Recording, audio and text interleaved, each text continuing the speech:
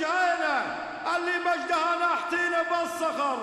من قديم الوقت نمشي على بنيانها، مع رسول الله مشينا على رمل وحجر، يوم بعض الخلق عيت على فرسانه.